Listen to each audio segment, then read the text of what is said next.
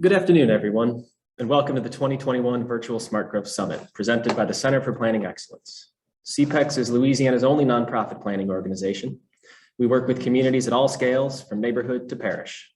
We help them develop a shared vision and a roadmap to achieve that vision. We've now worked in over 50 Louisiana communities and advocate on their behalf with state agencies to develop policies and programs to support local community planning needs. Through all of our work, we champion the power of good planning to build livable, resilient, equitable communities.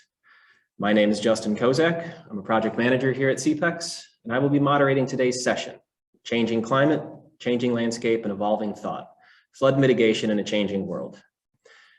Before we begin, CPEX would like to acknowledge all of our members and sponsors who make this event possible, including our platinum sponsors, Blue Cross and Blue Shield of Louisiana, the Power Coalition, and 89.3 WRKF. And to our gold sponsors, American Planning Association, Louisiana Chapter, Hancock Whitney, Louisiana Municipal Association, LaMatts, LSU Ag Center, Smart Growth America, and Stone Pigman Walter Whitman. Closed captioning is provided by AARP Louisiana, and you can turn on your closed captioning using the button at the bottom of your screen. Today's session has been pre-approved for continuing education credits for certified floodplain managers and certified planners. Realtors, architects, landscape architects, engineers, and lead professionals may self-report credit. To receive credit, please attend the whole session and respond to polling questions at the end. Please visit summit.cpex.org for more information. The first half of this session will feature presentations from our panelists, and the second half will be a panel discussion with Q&A between our expert panelists and you, our guests. If at any time you have questions, enter them into the Q&A using the button at the bottom of your screen, and feel free to do that, like I said, at any time during the session. And finally, this session is being recorded and will be available on the CPEX YouTube channel after the summit ends. So you may have noticed a bit of repetition in the title of today's session, Changing Climate, Changing Landscape, and Evolving Thought, Flood Mitigation in a Changing World.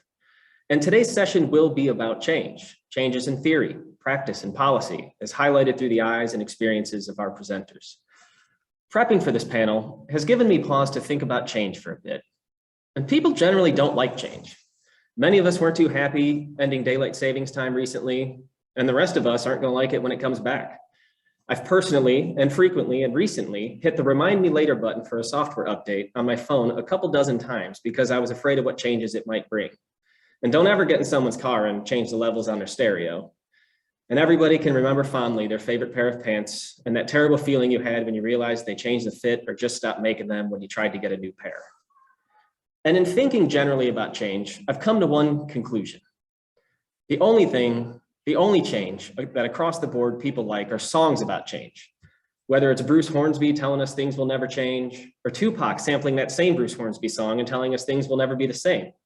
Or David Bowie's existential crisis of changing as a person, or Sam Cooke and his optimism that a change is going to come. These songs are evidence that the concept of change is loved, even if the experience of change isn't. And I have confidence in my conclusion that people love songs about change after receiving no small amount of, I guess I'll call it unsolicited feedback from fellow CPEXers on their favorite songs about change that I don't mention today. And while those are great songs, including the ones I didn't mention, they're not quite the right tone for today's session, which is about recognizing change and the action of change. For that, let's start with Bob Dylan, The Times They Are A-Changin'. Over time, things have changed. First, our climate is changing. Warmer air holds more moisture, so we're experiencing heavier rainfalls, especially the 1 to 2 hour events. And that's a time scale we generally have not planned for or designed for. And if you're working or living in a coastal area, you're getting it from above and below, as relative sea level rise is changing the baseline on which your ability to drain water is determined. And over time, our landscape has changed. Every road, every parking lot, every development and subdivision changes how water runs off from an area and how water runs through an area.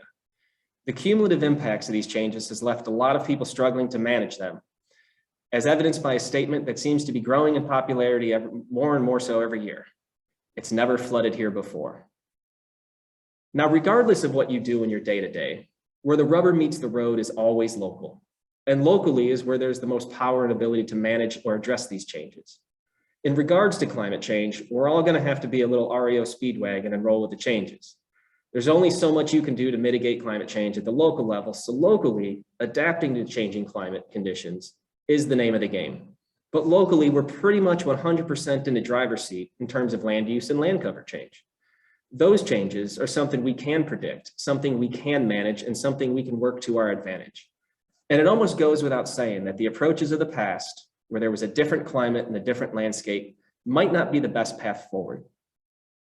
And that's what we're going to hear about today.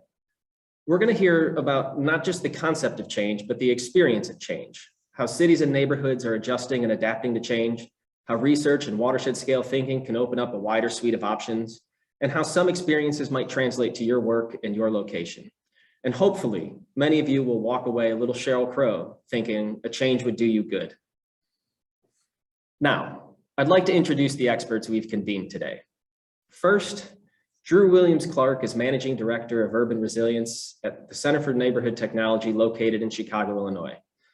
He will be sharing with us some of CNT's work on affordable housing retrofits in the Chicagoland area that focused on reducing flood risk, as well as other insights from their work at the neighborhood and parcel level.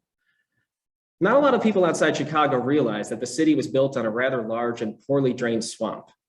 And now that our Louisiana audience knows this, you will no doubt lean in and see the clear connections between Drew's work and experience and Louisiana's challenges. Next, I'd like to introduce a Louisiana native, Megan Williams. Megan is the Stormwater Program Manager for the City of New Orleans Department of Public Works. She's a licensed professional engineer skilled in stormwater modeling, green infrastructure implementation, and roadway design. A lot has changed in New Orleans since Katrina, and the city's approach to stormwater management is one of them. Megan will share with us current work and highlight current approaches to stormwater management in New Orleans, where they are working to expand their green infrastructure footprint while ensuring it works in tandem with their gray infrastructure. We're also joined today by Ryan Slattery, Senior Advisor with the City of Houston. Ryan has spent more than 15 years as a community organizer, policy advisor, and project manager, which included helping federal, state, and local agencies navigate the disaster recovery process with a focus on future resilience. Over 50 inches of rain falling in a few days will change a lot of things, and Ryan will share with us how thinking and action regarding stormwater management has changed in the City of Houston since Hurricane Harvey left its unforgettable mark on the region. And lastly, I'd like to introduce our first presenter of this session, Dr. Ahmad Habib. Dr. Habib is a professor in the Department of Civil Engineering at the University of Louisiana at Lafite. He is the Theriault Endowed Chair in Engineering Hydrology and the Director of the Louisiana Watershed Flood Center. Today, he will be sharing with us some of his recent research and modeling at the watershed scale and how our thinking around drainage and stormwater management might change when considering upstream and downstream impacts and cost effectiveness. This work is part of a critical ongoing discussion in Louisiana on our state's approach to stormwater management and flood risk mitigation. And with that, I invite Ahmad to take over. The floor is yours.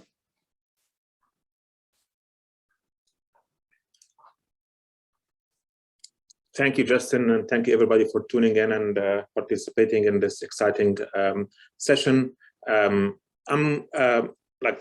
Justin mentioned about the theme of the panel today, I'm going to be sharing some insights from a watershed here in South Louisiana in the Vermilion River watershed in South Central Louisiana, and I'll be touching on some of the title words that you see here in terms of changing landscape and what that really means for the watershed scale. So I think later on in the panel, you will hear more about local scales and neighborhood type of activities.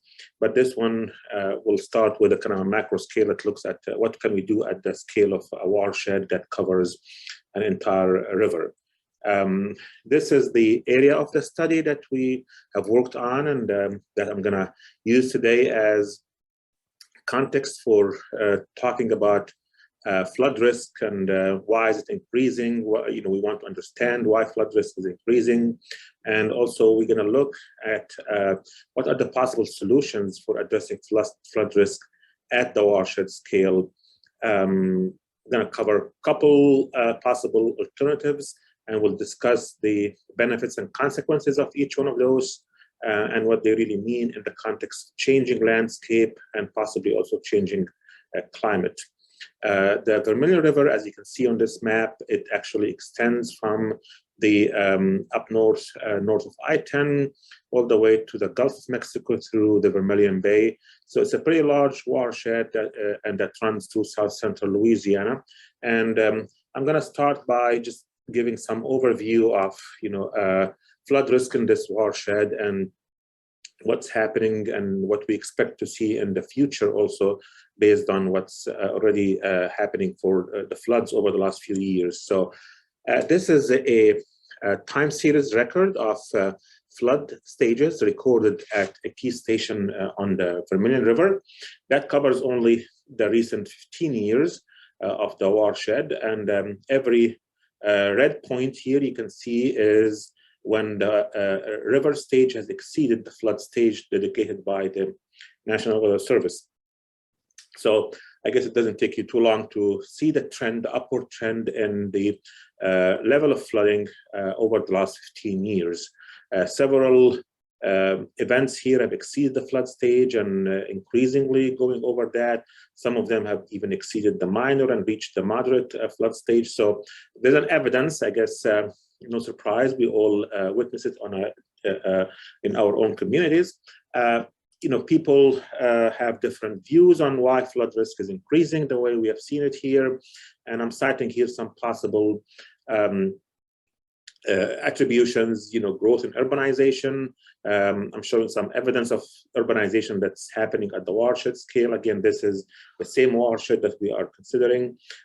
From the left figure here to the right figure, going from 2001 to 2016, looking at the changes in the land use. The red pixels here designate changes in the urbanization for developed lands, and you can see an increase, an upward trend in the developed land in the order of anywhere between 60 to 80% over the last 15 years. So this is just one possible explanation of why we see this increased flood risk. And you can see examples of concrete lining channels, major infrastructure projects that actually may interfere with the natural flow of water. So that's another also factor that we have put into our watersheds, and as a result, we see those increased flooding. Of course, climate is a big overriding factor here. Justin talked about changes in precipitation, and so again, another big reason.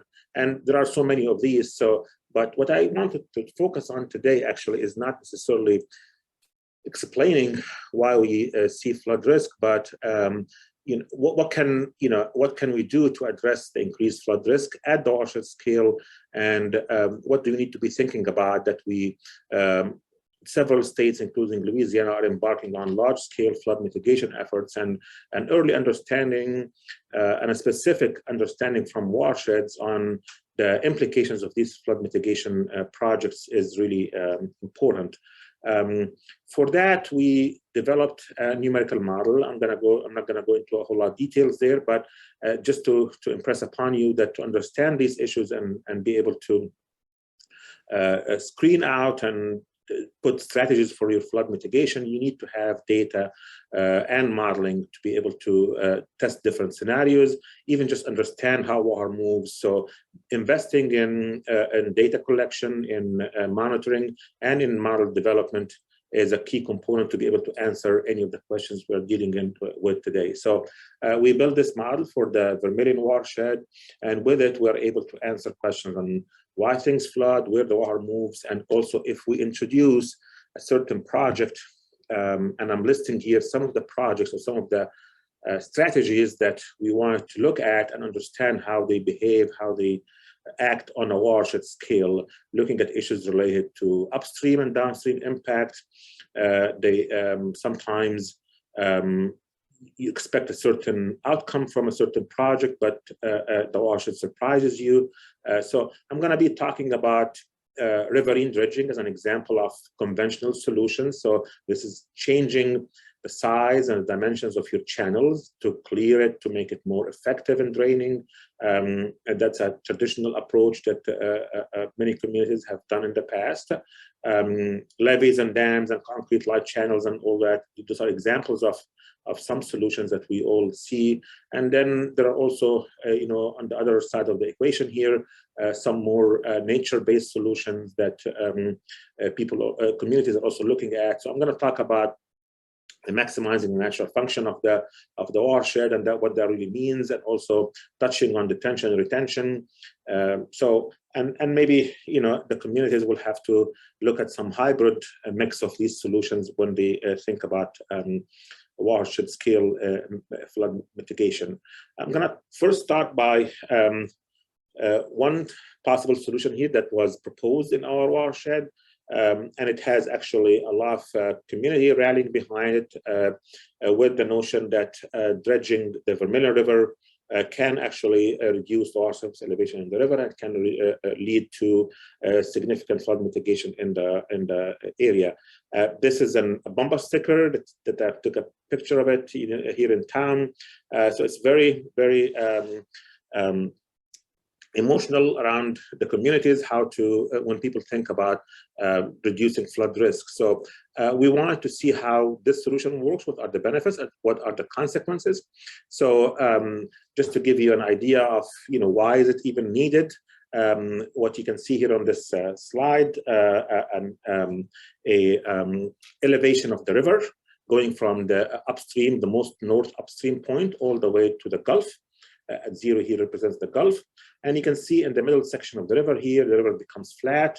It has shoaling that causes the river to, maybe the cross section of the river has become smaller. So the idea is to dredge the river, to make the cross section bigger, make it deeper, and hopefully that will push the water downstream faster and reduce the burden on the river and the surrounding communities. You can see here the blue line represents the water surface elevation in the river during one of the floods, and you can see how the water is kind of stagnant, in the middle section where the dredging is recommended, or at least suggested. So there's a need, or there's a justification for it, and we wanted to see how that can help or not. And we tested different scenarios of dredging.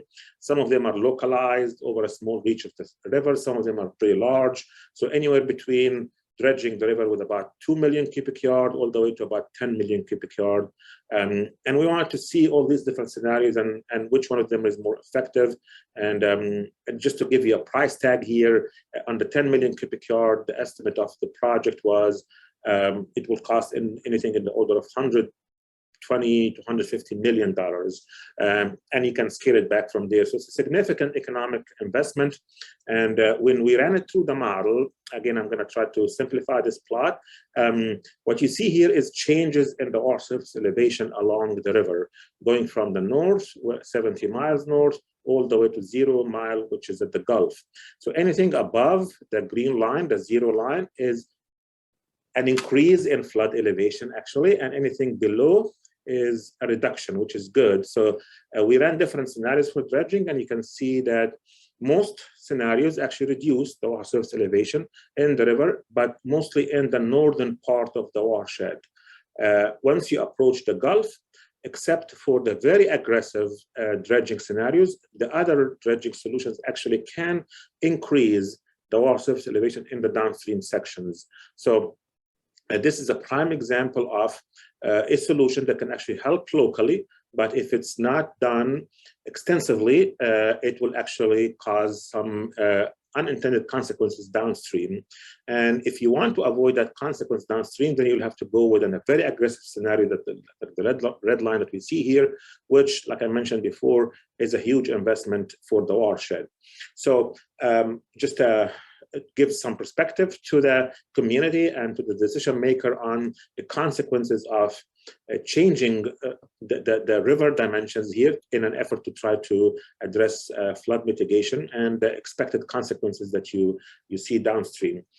We also want to look at another dimension here, which is, besides reducing the water surface elevation, does dredging here at the watershed scale will have an impact on the quality of the water or the ecological function of the river. So we noticed that again, I'm going to simplify the slide here, but think about it. When you increase the size of the river and before it reaches the Gulf, you open the large conduit between the river and the Gulf, and that will push the tidal signal upstream. So we notice that there's a significant increase in the tidal signal traveling upstream if you do an extensive dredging scenario, which is needed to result in a significant reduction in the water elevation. So you get something, but then you lose a functionality here of the river, because the river actually is used for irrigation purposes. A lot of agriculture practices happening. So if you increase the tidal propagation upstream, the saltwater intrusion, and that might impact the function of the river as a source of fresh water for agriculture practices. So another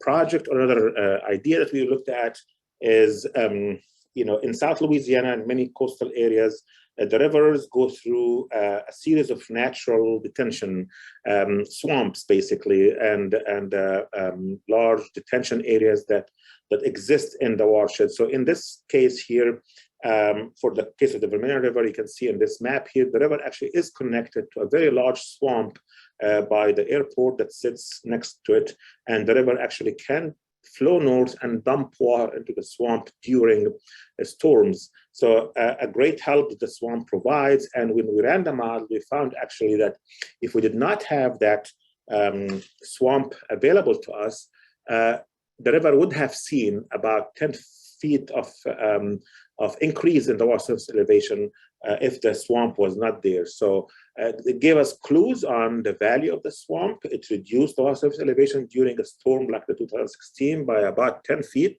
The whole city of Lafite would have gone underwater if that swamp was not there.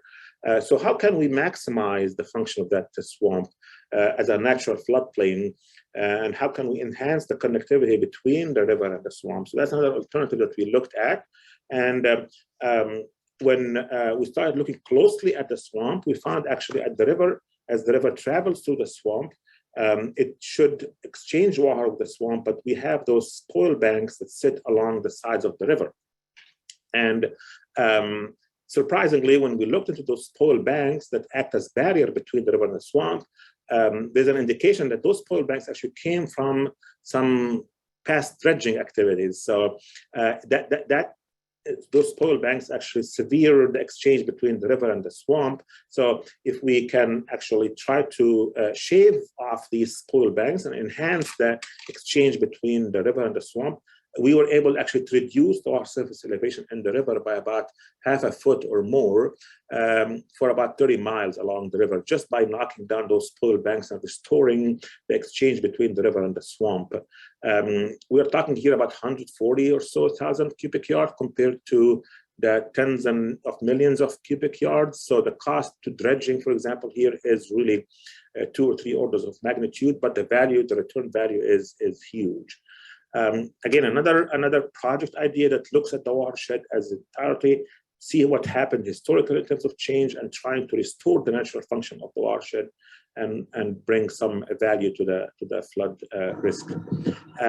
Another change that happened over the years here is increase in urbanization. And I took this picture in one of our tributaries that bring water to the coulee, to the river, and you can see here water gushing through these tributaries and going to the river. You wouldn't think that this is in South Louisiana, actually, but those coulees have been concrete lined to drain the city faster, and they do their function, but they actually deliver water much faster to the river and result in flooding in the river. So retention is a solution here, and we looked again at the possible value of, if we were able to retain that water in the tributaries before it reaches the river, we are able to reduce the flooding in the river by about another foot. Again, put things in perspective, compare the different solutions, and you can see where the most value is. The interesting thing about detention, of course, it will help the river, but it will also help communities who live along the tributaries and the sub-watersheds. So you get dual benefits here by following strategies like this. The last thought here on detention is we also looked at the scale of the detention. I know detention is difficult sometimes because of land access and land availability. So we looked at 2 possible solutions. One is large detention ponds, which people think are the most effective, and sometimes they can be.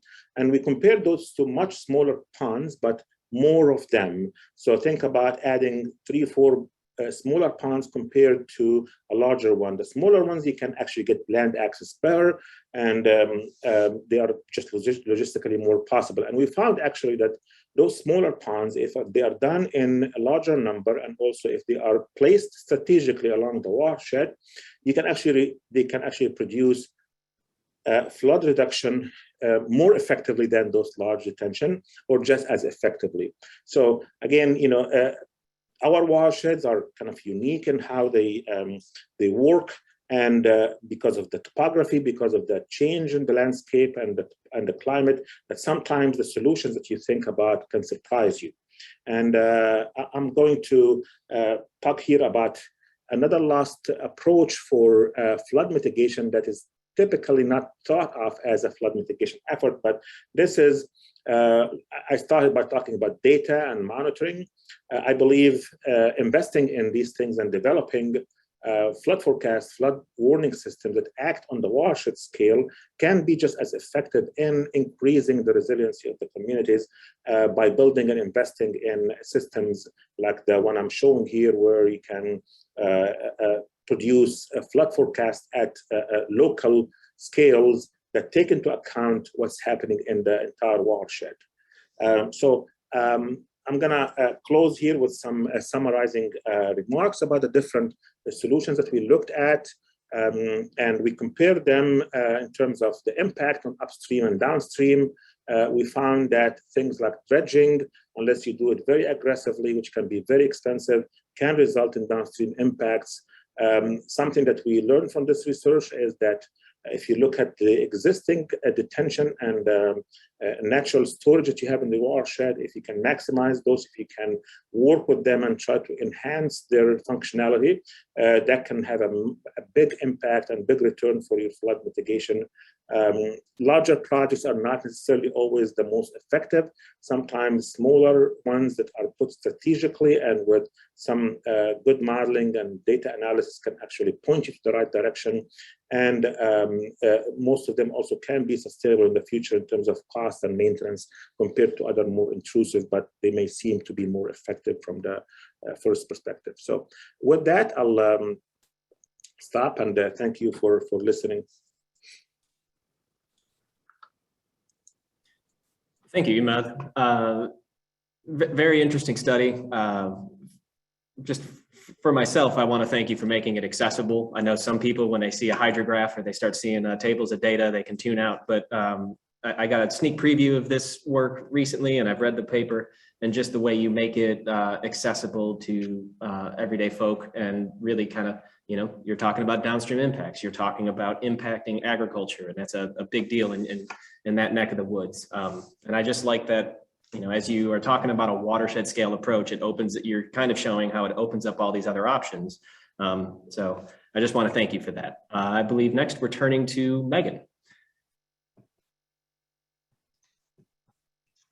Thank you, Justin. I'm going to go ahead and share my screen real quick.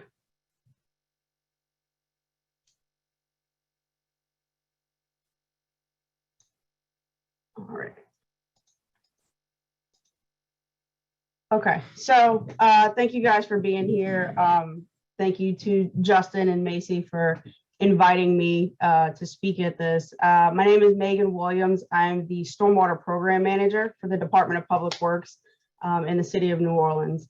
So today we're going to talk about how we've experienced a little bit of a paradigm shift in how we approach stormwater management and drainage in the city of New Orleans. So it's really no secret to anyone that we're very susceptible to flooding for a variety of reasons in New Orleans.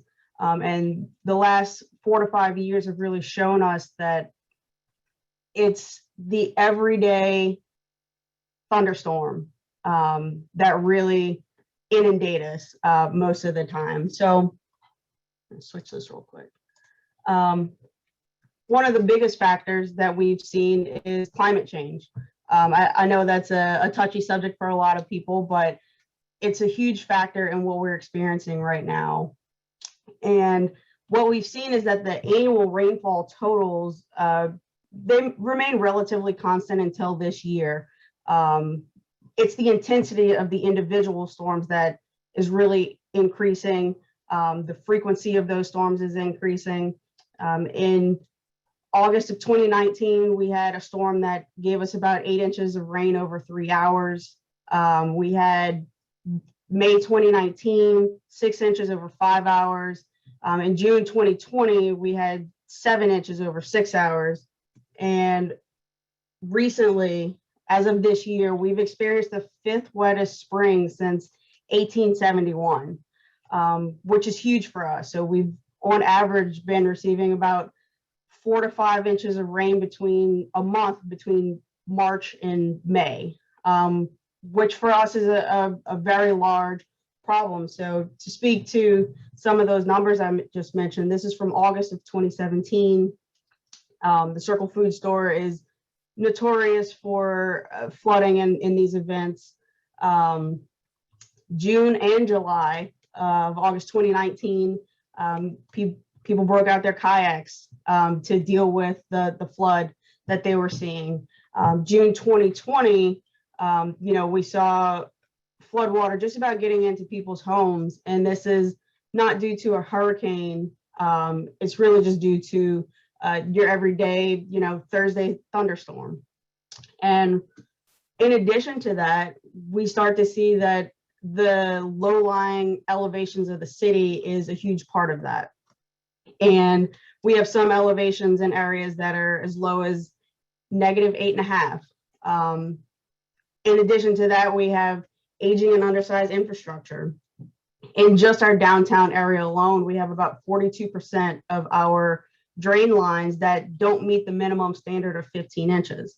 And with that reduced capacity, in addition to all of the low-lying elevations, as well as the rainstorms that we're getting, it breeds a lot of flooding. It breeds the perfect environment for flooding.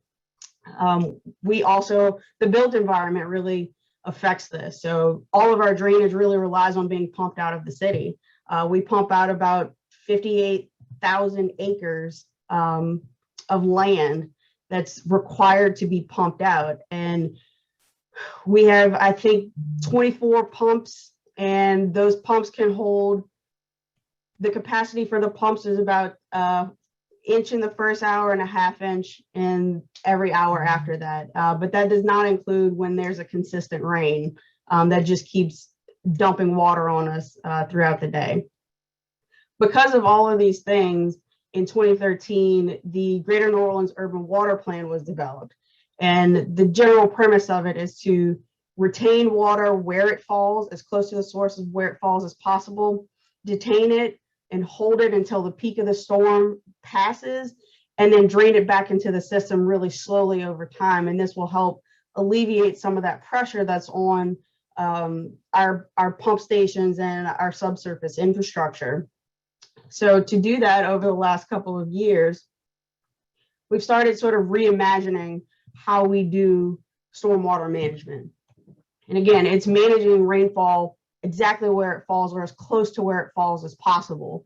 The difference between New Orleans and a lot of other places when it comes to stormwater management or green infrastructure is that our focus is quantity over the quality of water. So we don't have the luxury of focusing on water quality improvement through green infrastructure as much, but we do have to focus on how much water we can retain. But to do that, we have to tailor it to meet our own needs. So because of our soil type, which is mostly clay, that means that infiltration is not our friend. We have to sort of do some man-made infiltration to really get the water where we want it to be.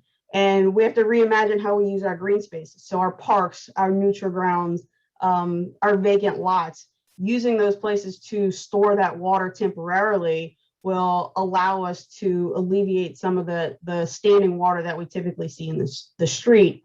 And again, really just to find different ways where we can detain water before it goes into our subsurface system.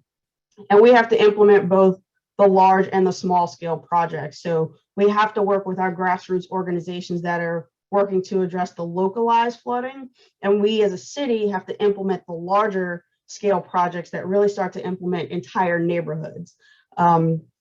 To affect the entire watershed, it has to be a suite of many small scale projects and many of the neighborhood scale projects to really see an impact on the full watershed.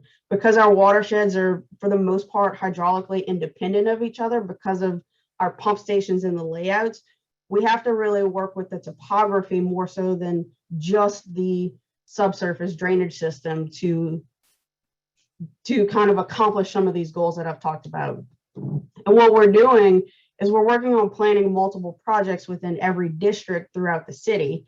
No storm is created equal. It's not every storm that inundates the entire city, but every part of the city has seen flooding because of some of these storms. It may not be all in the same storm, but we have seen areas that typically don't flood are now flooding with these really intense rainstorms that we have. So we are working internally to really start planning out through the entire district, throughout the entire city, really planning out how we use these green spaces, where we can implement these projects, and how we can impact the largest footprint with some of the city initiatives. And to really piggyback on that is creating a really robust community engagement system and education to plan projects with the residents that really benefit them and how the layout of a neighborhood works, and making sure that it all really focuses on the needs of the residents. Everything that we implement, there is no one size fits all. It has to be tailored a little bit to each neighborhood to make sure that it's meeting the specific needs. And the biggest part of it is the green and gray approach. It has to be a combined system for us. So our topography, our elevation, our soil types, these all are factors in how we manage water, and it can't be just our subsurface system. It can't be just green infrastructure. It really has to be a harmonious relationship between both the green and the gray to really see the improvements that we want to. So in doing that, we've got a couple of small scale projects that Sewage and Water Board has done, Public Works has done, and some of our grassroots organizations have done. So we have the Aurora Rain Gardens that can hold about 18,000 gallons of water. The St. Joseph Green Roof, which is actually on top of one of the Sewage and Water Board facilities.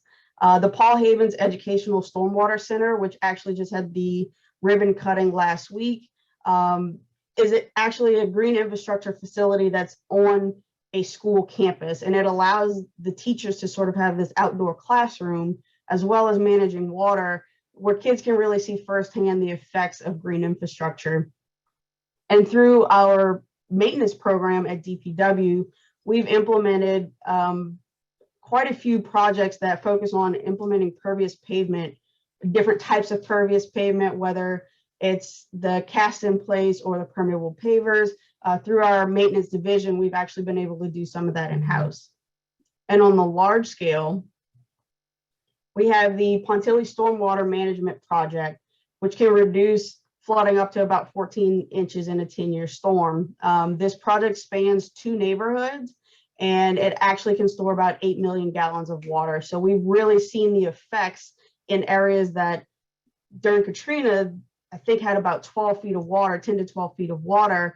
And then since Katrina, they've had multiple repetitive floods that have really had 2 to 3 feet of water standing in the street for quite a while. And since the implementation of this in late 2020, we have seen that that water has really not stood in the same places that it previously had. So we've seen just how well large scale projects like this can work. So through this project, we have pervious parking and some green alleyways that are for pedestrians where we use permeable pavers.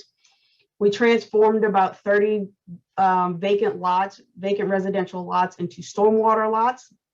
And most of them connect to the Dwyer Canal. So this can actually intercept water runoff from the street, disperse it into the lot itself, and then hold that for a period of time before it comes back into our drainage system. We installed the largest bioswale in the city, and it sort of functions as both a bioswale and a detention pond along the golf course. And our Hagen Lafite drainage project is another large-scale project that affects a neighborhood. And the big focus of this project was implementing these detention chambers. And in total, this can store about 2 million gallons of water. So we also implemented some urban bioswales along the roadway, as well as increasing some of the actual subsurface drainage. And you can see here, these are some of the storm tech detention chambers that went in. This is actually underneath a ball field within the middle of the neighborhood. So during a dry day, they can go and kids can go and utilize the park as they see fit. And it's also able to store water, some of the surface runoff that we normally see. And we have quite a few programs and initiatives that support this. We have our Hazard Mitigation Grant Program, the National Disaster Resilience Grant. We have the Gulf of Mexico Energy Security Act, which is about $29 million. And we also have a partnership with the Downtown Development District to implement about $5 million worth of green infrastructure within the DDD. On the small scale, on the more localized flooding, we have the Gentilly Resilience District infrastructure highlights, which we've completed about $8 million in stormwater management, which is about it equals out to about 13 million gallons of stormwater storage. And we have about another $6 million in mosquito monitoring. And we have another, I think, 2 million that's coming through in 2022 to implement more stormwater management projects.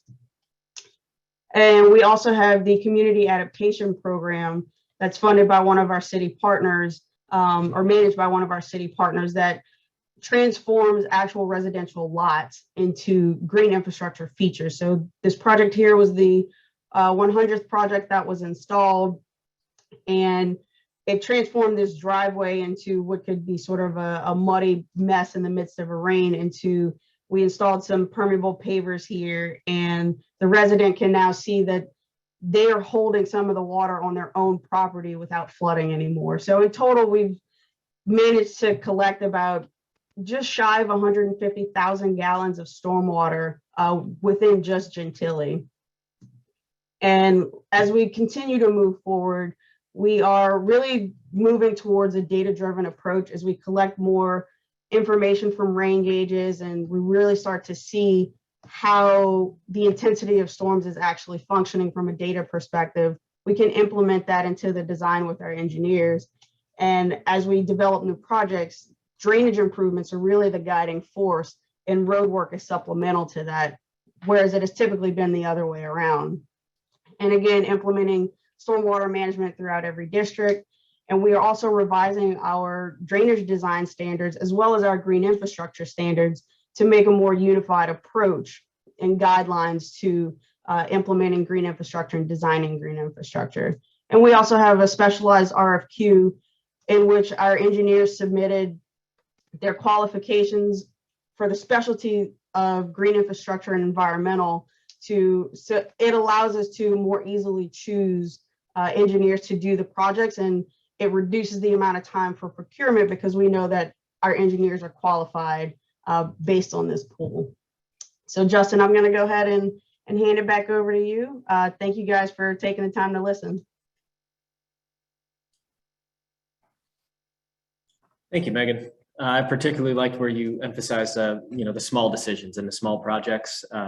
People at CPEX are probably sick and tired of hearing me say it, but I always say it took thousands of decisions to build us into this situation. It's going to take thousands more to build us out of it.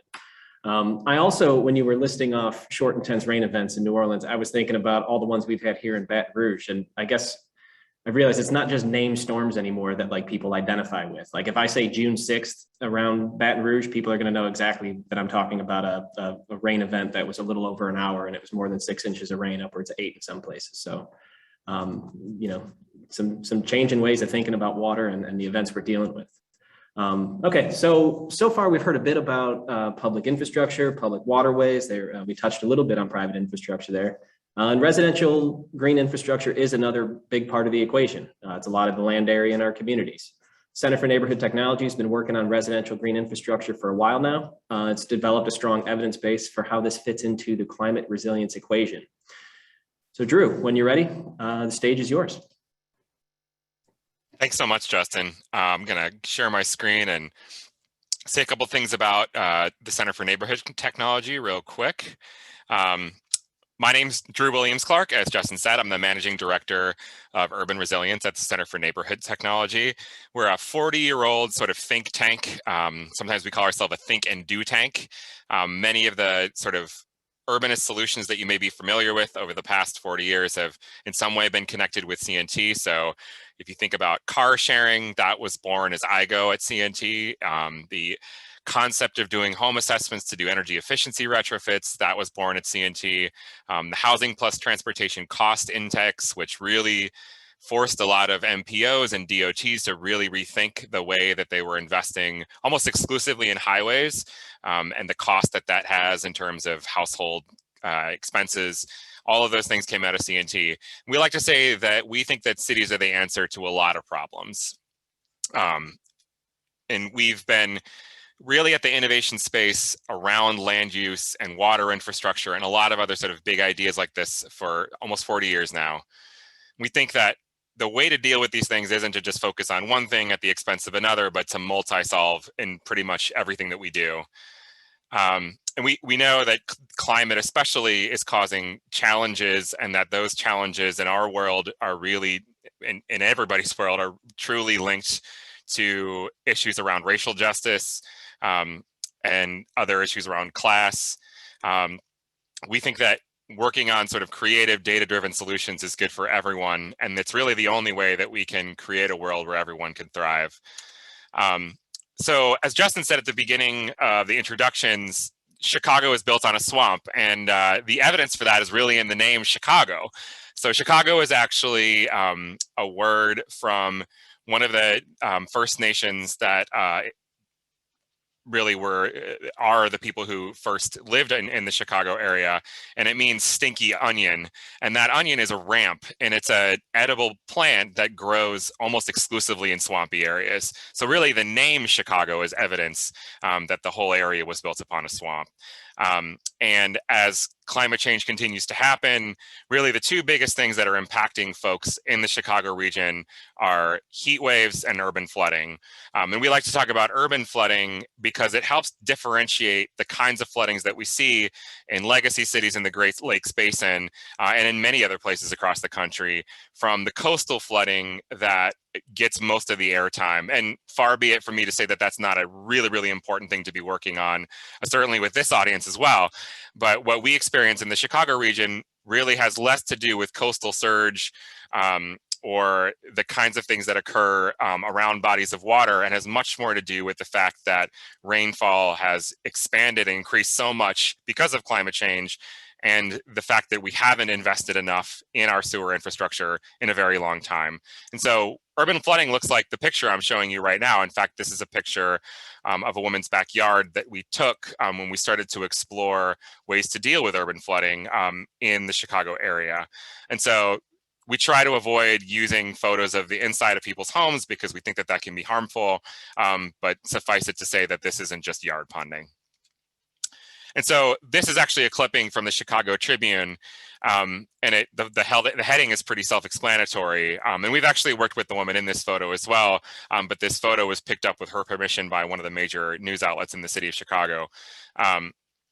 But it's true, you know, the kinds of flooding that we're seeing really are on par with the kinds of flooding that people tend to see when hurricanes sustain damage as well. And I know that for many folks, again, in this audience, that doesn't look like it, but it's in the Chicago area, that's what extreme can look like to most folks.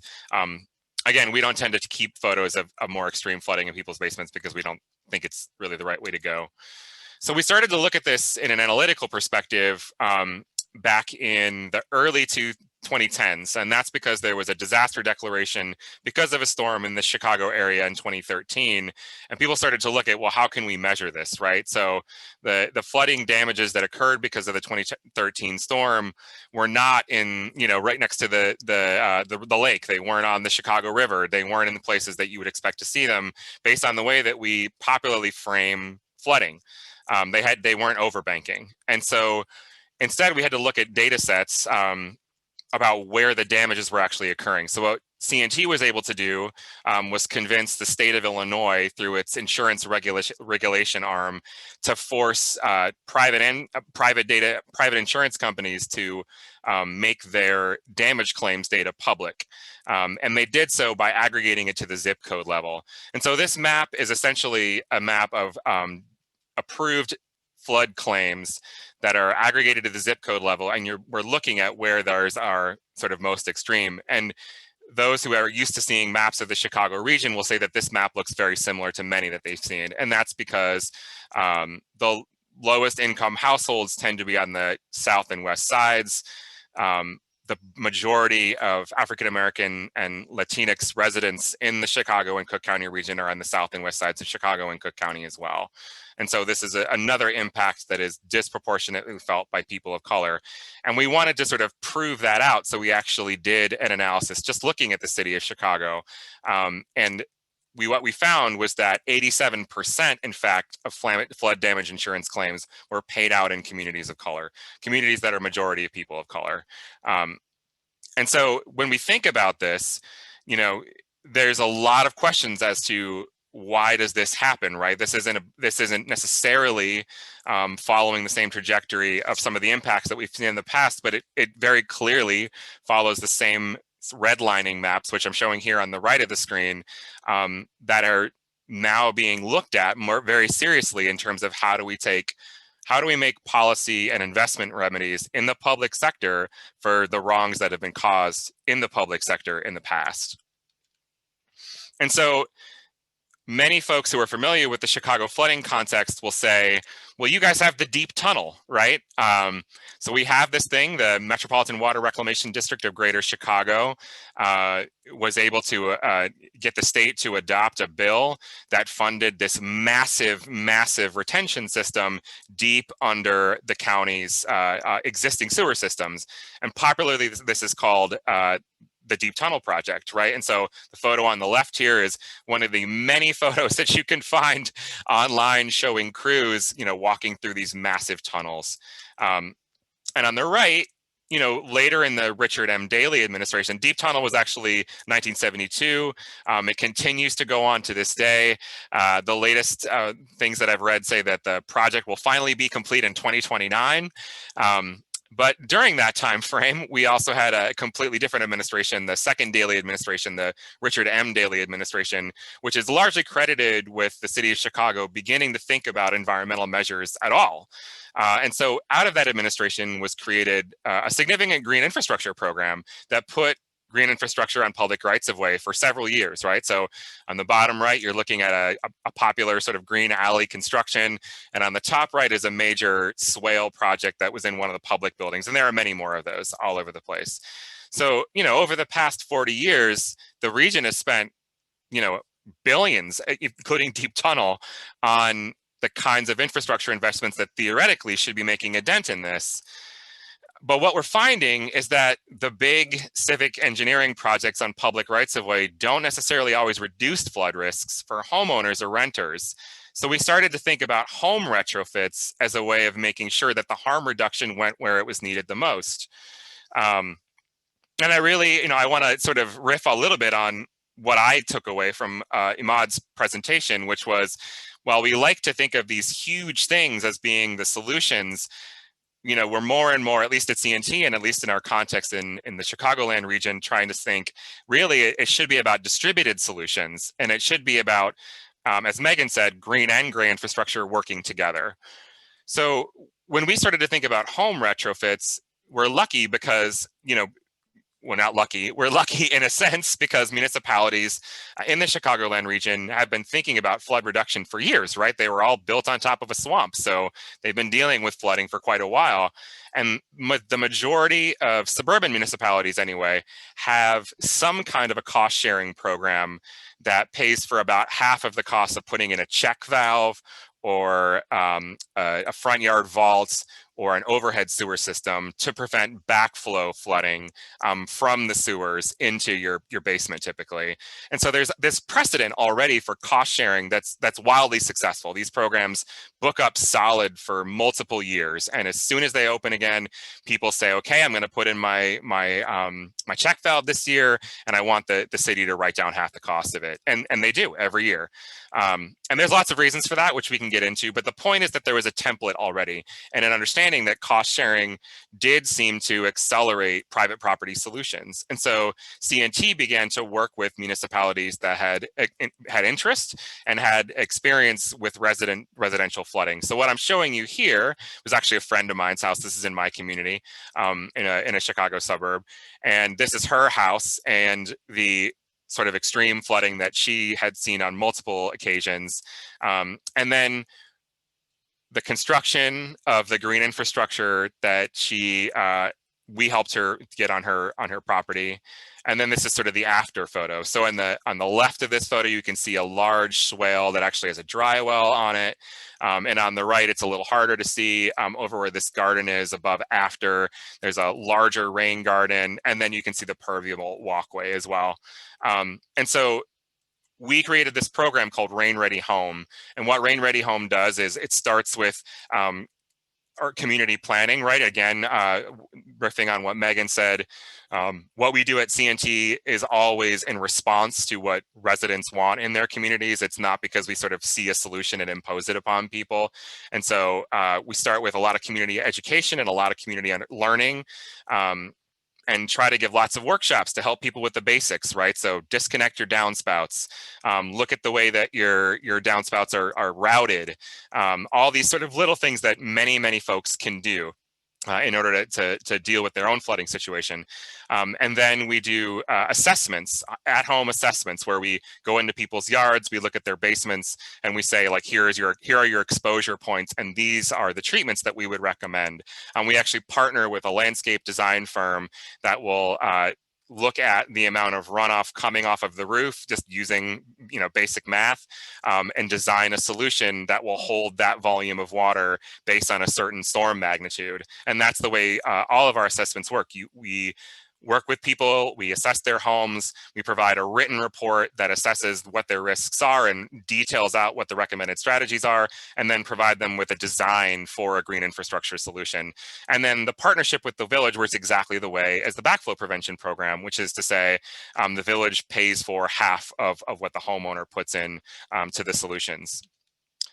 So lately, and that program's been very successful in the communities that have taken it on, and we now do less of the implementation ourselves and mostly consult with municipalities that want to start their own programs. And so we've been doing quite a lot of that lately. But increasingly, and as we look to the future, we're increasingly aware that in our own region and across the country, flooding isn't the only impact of climate change. And there are lots of affordable home retrofit programs already in existence.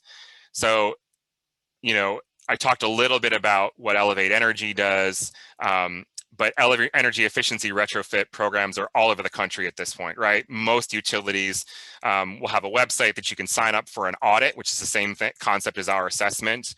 It'll provide you with a written report. It'll tell you what kinds of solutions you might be eligible for, and what kinds of subsidies you can take advantage of to install those solutions.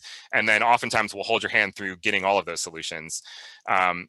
Basic health and safety rehab programs have been around using federal community development block grants since the 70s, so since that program was created. And so there's an example before and after photo of a house that's had a bunch of health and safety code compliance rehab done. And then in the upper right-hand corner is a sort of future looking, right?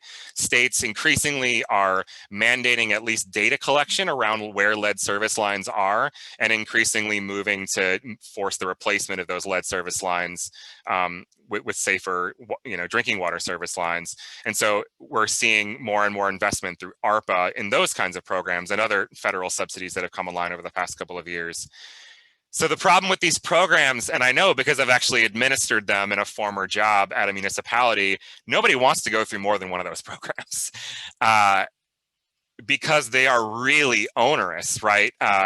Typically, they're income restricted, which means that the paperwork required by especially HUD can be it can be harmful, frankly. And I know this from firsthand experience.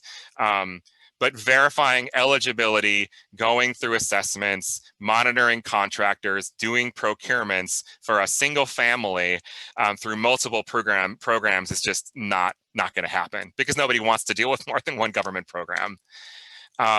So what we need to do now, and what we're thinking about, is how do we center the needs of people in program design more than the needs of government, right? Most of the program design that we've seen for these kinds of rehab programs are almost exclusively geared toward regulatory compliance and minimizing liability, right? And there's understandable reasons for that, but it doesn't necessarily result in the kind of affordable home rehab that's going to keep people in their homes, especially as climate change impacts become more and more extreme. So at CNT, we went through this user-centered design training process, and we started to storyboard out what a more humane program experience would look like. So this is an example of one of those storyboards that we created. And ultimately, what we really need are one-stop shops where people can walk into a place that they trust with people that they trust because they're trained in the kinds of things that make them trustworthy, go through one intake process that asks them about eligibility criteria, understands a little bit about what's going on in their homes, and then shepherds them through all the programs that they qualify for. So it feels like they're only going through one program, even though they're going through multiple programs. And this is a graphic that I stole with permission from Energy Efficiency for All, who's really pioneering quite a bit of this, and mostly through multifamily. There are one-stop shops in many states, and I'd be happy to share a fact sheet with folks through a link in some way later. But there are many of these sort of burgeoning programs already going on, including one in my community that's finally looking at single-family home ownership preservation through climate-resilient retrofits. But the point here is we need these one-stop shops, and we need people to be able to access them soon, because the American sort of dream, what we sell to people every day coming up through the generations, is that you will be able to, through a 30-year mortgage vehicle, create both a place to raise a family and an asset upon which you can build your retirement. And every single economic restructuring has basically killed that intergenerational wealth builder, primarily in Black and Latinx communities. And we need to stop this cycle because we can see it coming through climate change. So this concept, we really believe, is the way to deal with both of these problems at one time. So I really want to end by saying we need to tackle the affordable housing crisis, the climate crisis, and the racial equity crisis at the same time. We really don't have a choice. And the way to do that is to build these kinds of programs. And I think we're really seeing an opportunity to do that right now because of the new federal investments that are being made and flowing through local governments right now. The templates are out there in places like CNT, Energy Efficiency for All, Elevate Energy. We want to work with folks to figure out how we can get these pilots going and more proliferated, so that as these kinds of investments continue to flow through local governments, that there are governments that are ready to do that and ready to make that a model for future retrofit programming across the country.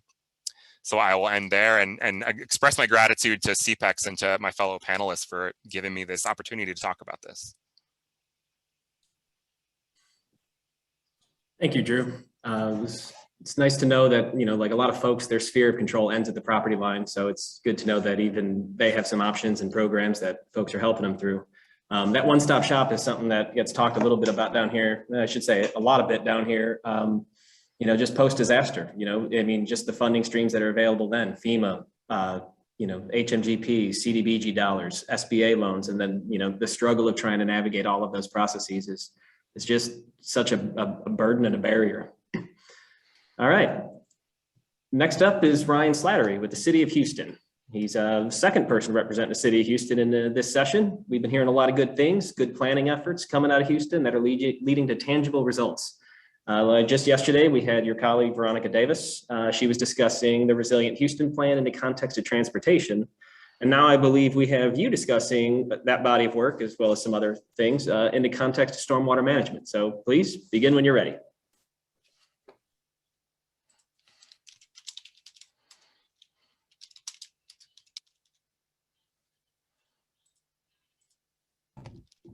Good afternoon, everyone. Thank you so much for that. And as soon as I can present my slides, we'll get going.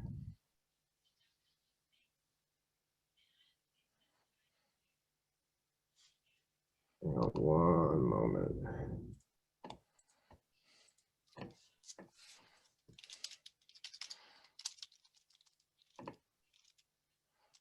I do apologize. I am having some technical difficulties. And of course, it's the last presenter of the session of the conference, and we might have to, oh, here we go.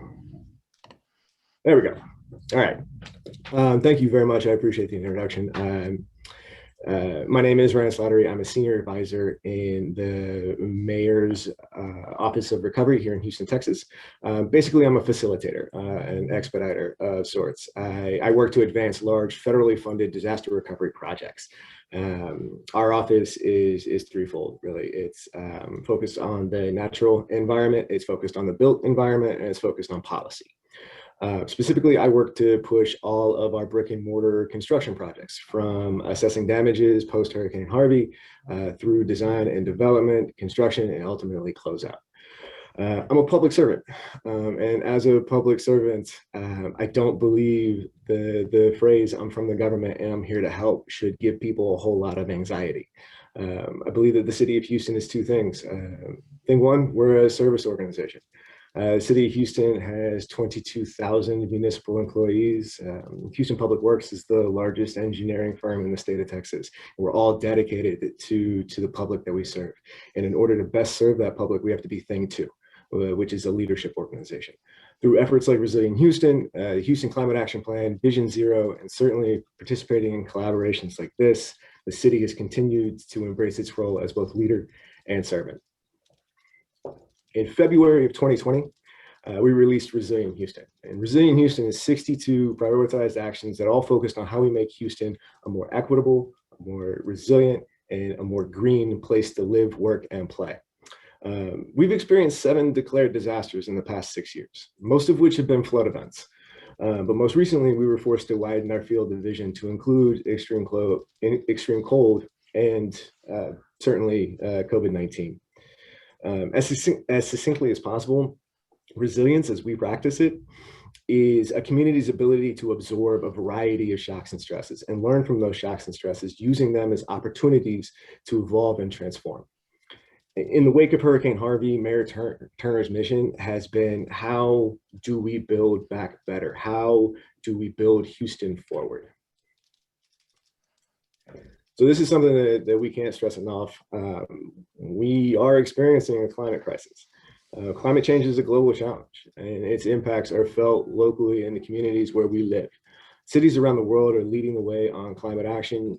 Houston, as a global energy capital and coastal city, already experiencing multiple impacts of climate change, we're uniquely poised to develop innovative solutions to tackle this climate crisis. And we don't do that in a vacuum. Our first Chief Resilience Officer, Marissa Aho, was Los Angeles' first Chief Resilience Officer. Houston is the 101st city to participate in 100 resilient cities. We are part of a global conversation and are applying global thinking to our local planning efforts and project development. Like I said, I'm the built environment and urban design guy in our office. And part of my focus is working with our housing and community development department to advance several progressive housing initiatives. Houston is certainly a developer city. I don't think that that's lost on anybody here today, but that ethos can actually help us tell our resilience story. For us at the City of Houston, access and equity are paramount. Advancing equitable, affordable housing emphasizes that really well. So it's important to understand why we here in Houston consider housing to be critical infrastructure, and how we can take the initiatives that we develop to protect our neighbors who rent, and make those initiatives, take those initiatives and make them applicable across our city and our building typologies, is crucial to creating a resilient community. And first, it's important to understand that 57% of Houstonians rent their home. To put that in perspective, renter-occupied units made up about 30% of the national inventory of the fourth quarter of last year. Of those who rent their home, 46% spend more than 30% of their monthly income on housing. A little less than a quarter spend 50% or more on housing. 60% of Houston kiddos live in rental units, and 66% of Houston's foreign-born population rent.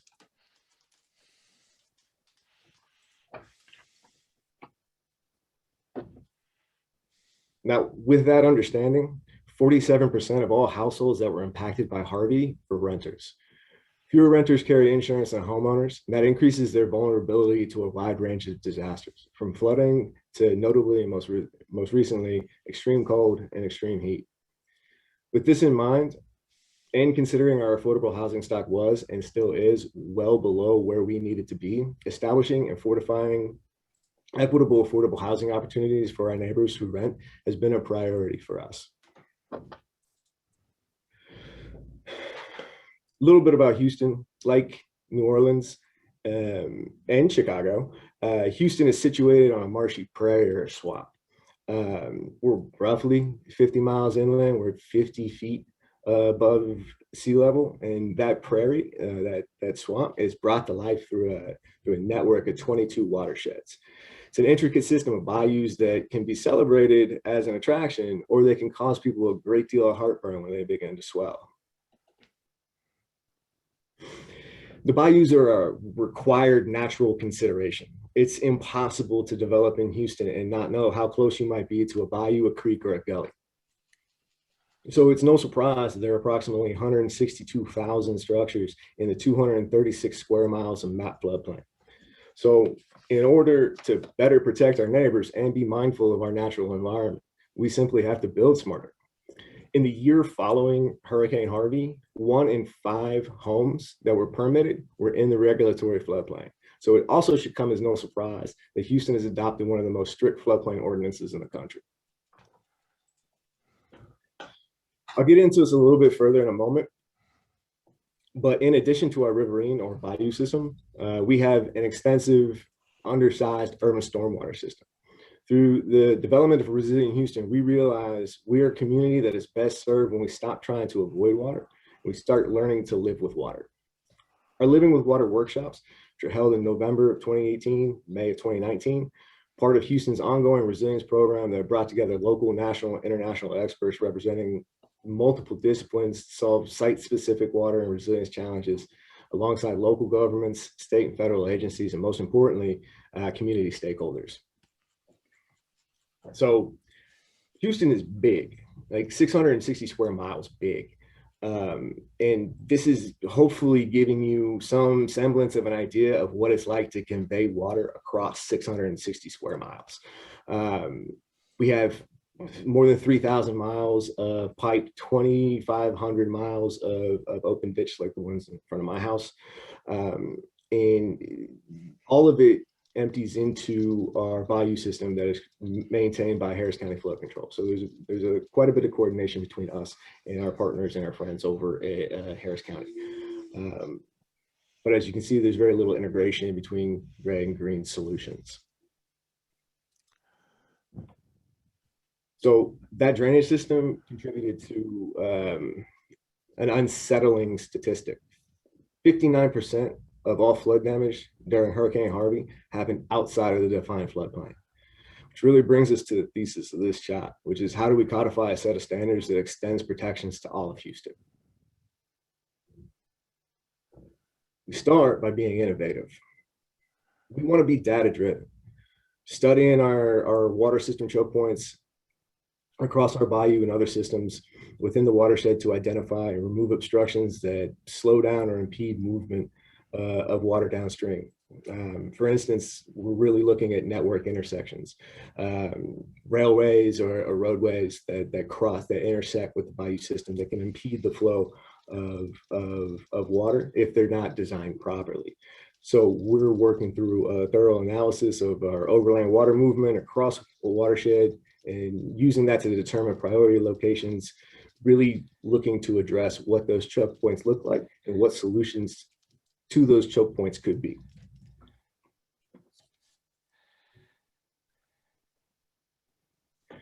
We also need to be thoughtful about how we manage our water resources.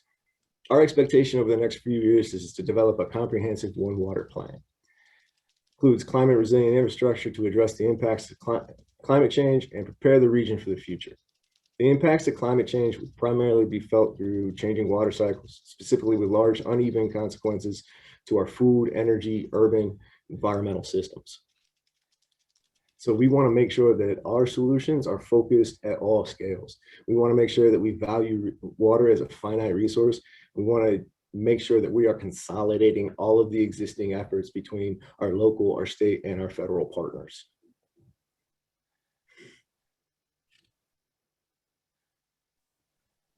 So this is really where I come in, and that is, how do we leverage other efforts to advance smart growth?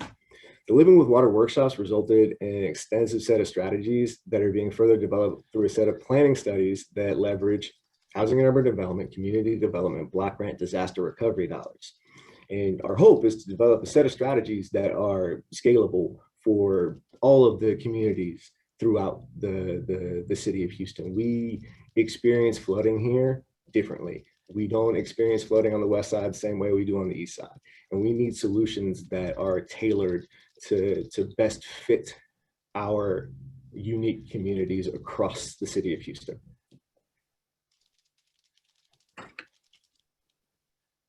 So one of our more successful efforts brings us back to affordable housing. In response to Hurricane Harvey, Houston's Housing and Community Development Department stood up a number of programs made possible through significant community development block grant disaster recovery dollars. 350 million of those dollars dedicated for the development of quality, affordable housing across Houston. The 30 projects that take advantage of this money, they're transit oriented, they're located in high opportunity communities like the one that I'm lucky enough to live in, the Houston Heights, and have access to food, healthcare, other amenities like quality public school. There are more resilient structures with significant investments in things like green stormwater infrastructure. A lot of smarter people spoke before me about what green infrastructure looks like and how it functions. So as briefly as possible, single purpose gray stormwater infrastructure, conventional pipe drainage works to move urban stormwater away from the built environment. What we're hoping to do with green infrastructure is treat stormwater at its source while delivering environmental, social, and economic benefit. We're hoping to use vegetation, soil, other elements and practices to restore some of the natural processes required to manage water and create healthier urban environments. So at the county scale, this looks like a patchwork of natural areas that provide habitat, and they create flood protection, create cleaner air, cleaner water. But at the neighborhood and site scale where I work, we want to create stormwater management that mimics nature, that soaks up and stores water.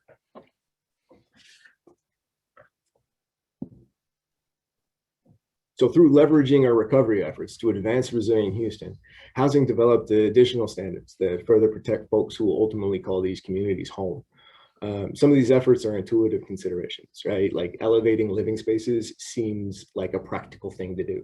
Relocating critical equipment to higher floors, that seems smart. Others are more financial long-term commitments like green infrastructure measures.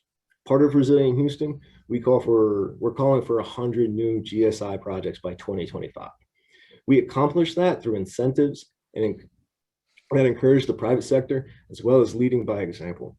And we lead by example by incorporating projects within the right-of-way, taking the initiative to plant more trees throughout Houston, and by making GSI part of the built environment through our own projects. Ultimately, we have a lot of work to do. Even through a pandemic, we kicked off 56 of our 62 actions. And our resilient framework has provided the scaffolding for how we responded to Winter Storm Uri and how we continue to respond to COVID-19. These are collaborative efforts. They're not developed or executed in silos. In addition to interdepartmental coordination, we work with state and federal partners. From the Recovery Office, we help facilitate the project planning and development. We work with project managers at Houston Public Works, the Permitting Center, Planning, the Office of Resilience and Sustainability, as well as other support departments throughout the city of Houston. In response to unprecedented damage, Houston has received significant federal assistance to aid in our recovery, build Houston forward. Through FEMA grants, public assistance, mitigation, other housing, urban development dollars, Houston has been given a unique opportunity to recover, simultaneously develop resilient best practices that are scalable and sustainable. Really appreciate y'all bearing with me this afternoon. If you'd like to learn more about what we're doing in Houston, or if you'd just like to trade some really good ideas, please feel free to reach out to me anytime. Again, my name is Ryan Slattery. I'm from the government. I'm here to help. Thank you. Thank you, Ryan. That was great. These presentations have been great. I like that we had, watershed scale, local scale, community scale, and some policy in there. We kind of covered it all. It's almost like we planned that. And I want to invite everybody to turn on your cameras and your microphones, and we're going to have a little discussion here. I have a few questions myself, and I'm going to, again, invite the audience. If you have any questions, make sure you're putting them into the Q&A down at the bottom of the Zoom function, not on the Whova website or in the chat. So this first question, I'm thinking mainly for Megan and Ryan, but of course, anybody who wants to jump in, please do. And it's a bit of an elephant in the room question. So Katrina and Harvey were seminal events for New Orleans and Houston, right? They were game changers. So how much were they like the catalyst for change in your respective cities? Like, would those changes have happened anyway? And what advice could you give to people who might not want to see a catastrophic event before a change happens? I'll tackle that one first. Yes, Katrina absolutely was the catalyst for us. From the highest level, with flood protection and our levees, and really sort of rethinking the structural integrity of levees to just stormwater management in general. Katrina was absolutely the catalyst. I think the biggest piece of advice is start planning now. Don't wait until there's a disaster to plan for change. Disasters literally happen at any moment. We've gotten hurricanes as late as October, sometimes November in New Orleans. So the climate is continuously changing in terms of the real big storms that are coming, as well as the everyday. So I would really encourage everyone to start planning now. It's never too early to really start putting pen to paper and start with pilot projects. If you don't want to go really, really large scale, find some areas where you can go small scale and really see what's going to work and what you can tailor to your own environment. Yeah, I echo that. Start now, don't wait. We got tattooed by Hurricane Harvey. Nobody expected 52, 56 inches of rain in a matter of days. It was jarring, especially for even for a community that really kind of like marks the passage of time, one storm to the next. I don't think that is dissimilar to New Orleans or even Baton Rouge. Like you said in your opening, everybody knows Tax Day floods, Memorial Day floods. They know where they were during Tropical Storm Allison. They know, like, if you ask my mom, I was born the same year Allison or Alicia hit Houston. Like, that's, even knowing that we are coastal, even knowing that we are susceptible to these types of storms, we were still caught off guard by Hurricane Harvey. So that prior planning is crucial to success, and Harvey was that moment for us. So we brought on our first chief resilience officer to develop a comprehensive strategy to create a more resilient community to better absorb those types of shocks and stresses, to have that forward thinking, and that was done in no small part because of Hurricane Harvey. These comprehensive strategies were developed in no small part because of Hurricane Harvey. So.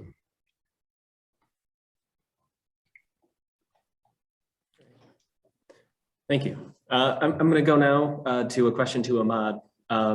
You know, we're talking about change in thinking, and you mentioned it in your talk that, you know, the way we have approached these things in Louisiana quite a bit in the past is snagging, dredging, clearing streams.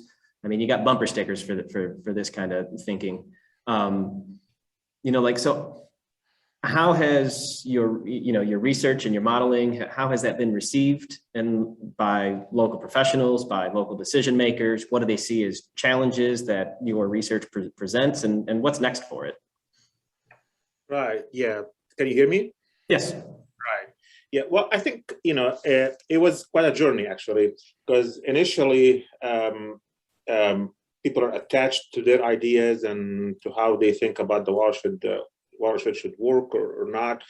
But the amazing thing is, once you present the community, the stakeholders, with science-based and data-driven analysis, they tend to change their minds, or at least to accept that, okay, maybe that's not the silver bullet, or maybe that's not the answer I thought it would be, you know. So, you know, that shows the power of, you know, this type of analysis, the engagement with the stakeholders.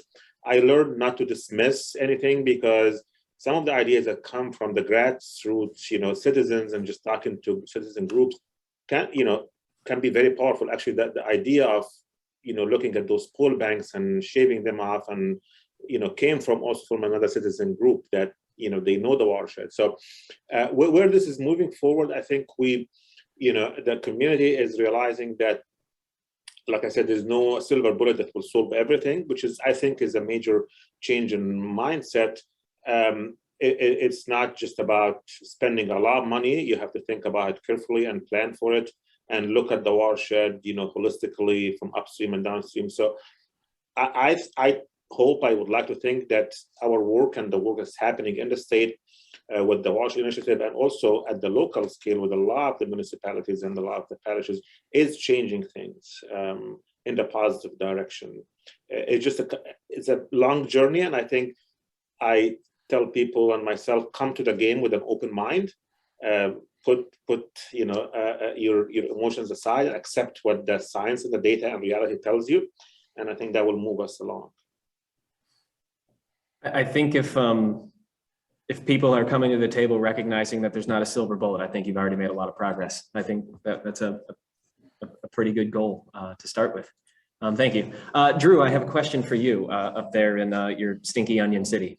So that one-stop shop model you talked about, that, you know, would be helpful, I'm guessing, in most places. What would it take to scale that up so that more people can benefit? We had some questions in the chat about, you know, what about renters or rental owned properties and things like that? Like, and also, like, are there any caveats for, you know, different regions, different challenges that people are facing across the country? Sure. I mean, I think one major thing that would allow these programs to scale more effectively is for there to be more standardization in the way that federal programs judge eligibility criteria, right? So even within HUD, there's like 6 different eligibility criteria for different kinds of programs. And I'm sure that that's true for other bureaucracies as well. So it just makes it really difficult to sort of figure out who qualifies for what, if there's, you know, 10 different scorecards you're sort of trying to keep. You know, I think another thing is that just incentivizing the creation of one-stop shops, especially at the local level, would also just sort of give people the sort of nudge that they might need to want to subsidize that kind of an organization. It's the kind of capacity that we see waning at the local government level, right?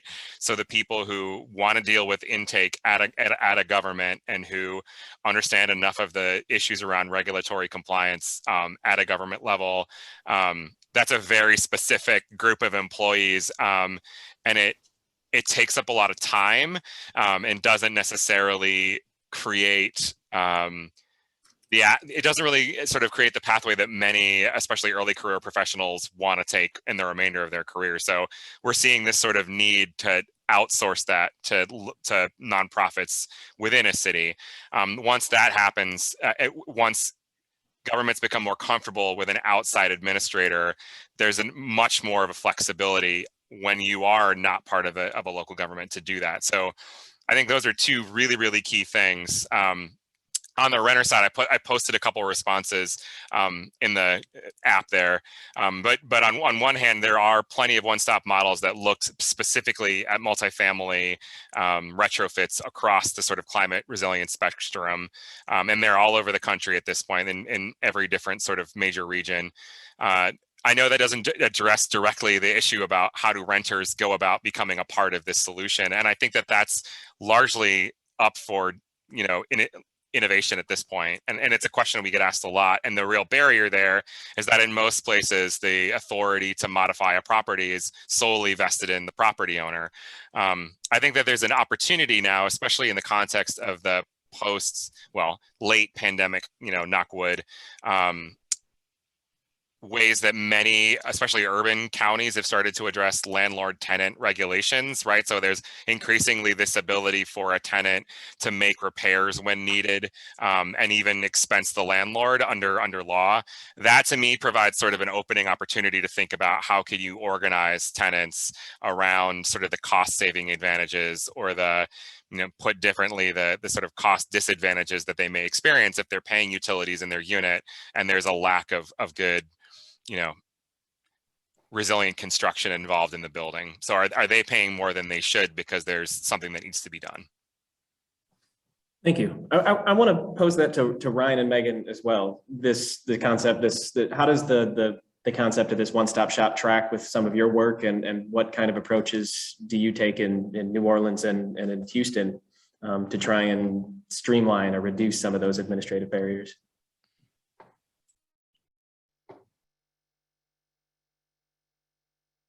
I think for us, one thing we're trying to do is that could really streamline some of from an engineering perspective, is typically the route that I come from. We are working on standardizing our details and specifications for green infrastructure so that there's a little more congruency across the board. And so that, we don't have landscape architects or engineers putting in plants that will never thrive, or they can't sustain themselves in our climate and our environment. So as we're working with other departments as well to really get their input, so it's an agreed upon set of guidelines, but it still allows for some flexibility and creativity and innovation. It's not so restrictive that we put people in a little box that they can't get out of. So I think for us, when we think of one-stop shop, it's really having a set of reasonable guidelines in the terms of our green infrastructure toolkit and our maintenance manual that we're developing, and our details, especially as this becomes bigger in the engineering community, where there's not a lot of experience in the local engineering communities. As they start to learn, giving them a set of guidelines that's agreed upon by multiple departments, I think alleviates a lot of the intergovernmental issues that really can come about when you bring one thing to this department and then you bring it to another and they have 6 different things to say. So really trying to minimize that is one of the goals for us. Yeah, that kind of makes me think of you mentioned you have like specialized RFQs or procurement approaches. And I was actually, when you said that, I was wondering if there is a challenge of hiring locally, or if there is that lack of experience in the engineering community here, being used to doing things a different way. We're starting to see more experience as other parishes are really starting to implement green infrastructure, or larger, more national companies are partnering with the local engineering community. So it's really giving some experience to our local engineers that would otherwise not get that. So the specialized RFQ really allows the engineers, or those that are submitting as a prime, to build a team, a supportive team around them, and we can much more easily choose from that set of already established folks to do projects with the confidence that they know what they're doing and their team knows what they're doing. Thank you. Ryan, did you have anything from Houston? Yeah, just kind of echoing what has already been said, but we through Resilient Houston, we have developed a cohort of Department of Resilience officers who are tasked with this very ambitious goal of de-siloing department and city function and operations. All of our efforts out of the recovery office, all of the things that we facilitate are interdepartmental. So they require public works, they require housing and community development, planning. They require all of these divisions marching toward a common cause. And the Department of Resilience officers have kind of codified that that effort, and then through and that's more of a policy approach to how we function as a city, and then in terms of implementation of actual work. We start with our own projects that we are advancing, and we make sure that they are part of our notices of funding availability. That is introducing these green infrastructure, more resilient building practices, introducing that to the community through our efforts, and not making a blanket statement that it is now applicable across the city, no questions asked. So making sure that we are introducing these efforts as like I said, an organization that wants to be out front on these things, and show the development community the benefit, also collect data back to be able to present to the development community, to our builders in our AEC world, that as a city, we are collectively moving toward these green infrastructure, resilient, sustainable building practices, and then really adjusting how we are taking in those applications from the development community, and instituting a green infrastructure pilot program that helps with permitting and helps with a better understanding, a more streamlined approach to how these programs get stood up, is another piece of it. But again, it all goes back to the Department of Resilience officers who are advancing their individual projects within their individual departments, but understanding that as part of a larger effort to be better about how we build. Your comment about de-siloing a lot of these actions that's a steep barrier. Yeah. I know Ahmad does some of that work in the Louisiana Watershed Initiative. Him and I are colleagues in that effort here. And Ahmad, I know you answered in the chat a little bit, but I do want to discuss that question a little bit about how we can increase the use of like these models, or how folks know to ask for it, or who to ask to kind of approach, their flood challenges by, initially by thinking beyond the boundaries of their own jurisdiction. Right. Yeah. And I think, here in Louisiana, the state is investing in these large-scale models at every watershed. So by the end of the day with the watershed initiative, every watershed will have a model like I showed today. It's a great progress, and I think it will be hugely helpful. Now, that's not the end of it, I guess, because there will be always questions that these models cannot answer, and then somebody will have to dig deeper and develop a more localized model if they want to look at a neighborhood scale type, evaluation. And it's between those two scales, the local and the regional, where the complexity is really, there, right? So as far as, how do we get there? And, I think it's gonna take some education in terms of the public, and to understand the value of these models and the value of this data.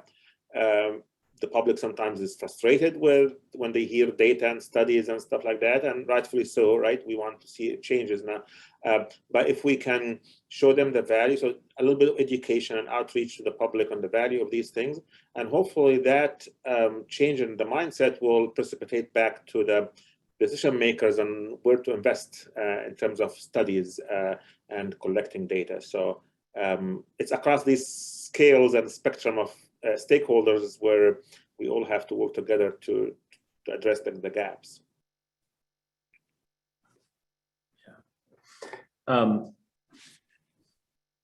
Looking at additional questions, we're talking about you know, kind of that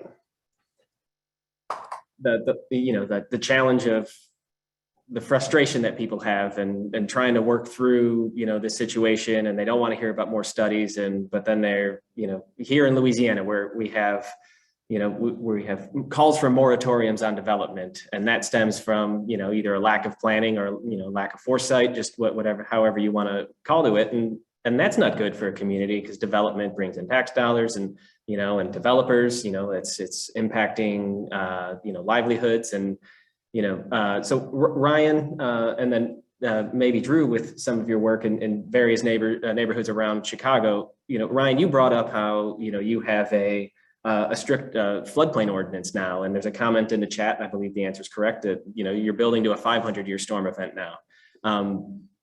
How do you make that happen? Or how do you have that really, really difficult conversation of pretty much telling everybody in the room they're not all going to get what they want? I mean, that in a city like Houston, it's tricky, but it has to happen. And to be clear, our floodplain ordinance doesn't extend beyond the floodplain. So that's why it's important. That's why I continue to note and continue to hammer home that during Hurricane Harvey, while 64% of Houston was inundated, 59% of all flood damage happened outside of the regulatory floodplain. So extending those protections, those that beyond the regulatory floodplain, is just as important as having a robust floodplain ordinance. So while we are building to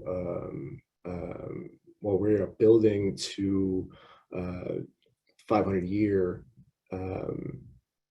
as prescribed by our floodplain ordinance, I mean, slab on grade is still the choice of builders outside of the regulatory floodplain.